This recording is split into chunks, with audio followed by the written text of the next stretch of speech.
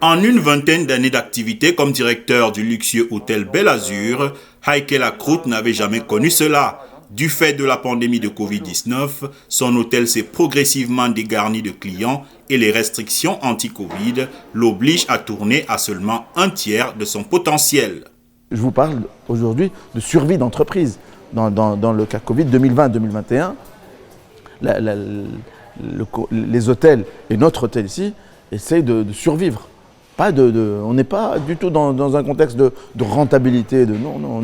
Après une flambée épidémique en juillet, son hôtel de 1000 lits a dû réduire de moitié sa capacité et la Tunisie s'est retrouvée en zone rouge pour toute l'Europe, d'où proviennent ses touristes habituels, surtout français, allemands et italiens. Pour Heikel Akrout, il faut déjà sortir la Tunisie de cette zone rouge pour espérer une reprise dans le secteur.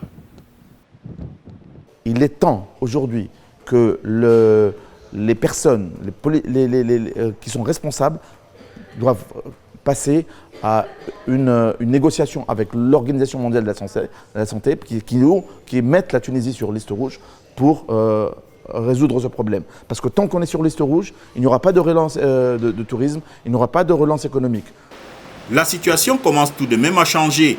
À la faveur d'une forte baisse de contamination et décès, la Tunisie a été sortie des listes rouges de certains pays comme le Royaume-Uni. La Fédération tunisienne de l'hôtellerie confirme que même si l'on est encore loin des chiffres d'avant Covid, il y a déjà des motifs d'espoir. En 2021, la saison touristique, d'après les statistiques de l'Office national du tourisme, il y a eu un très léger mieux. Une augmentation de 11% du nombre de nuitées, ce qui nous intéresse nous en tant que Fédération tunisienne de l'hôtellerie.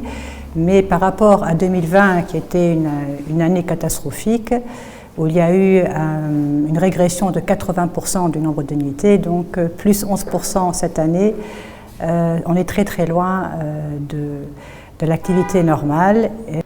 L'activité normale, ce sont les bonnes années comme 2019 avec 9 millions de nuitées alors que le tourisme représentait jusqu'à 14% du PIB faisant vivre 2 millions de Tunisiens. Pour y parvenir, les professionnels estiment qu'il faudra aussi repenser le tourisme.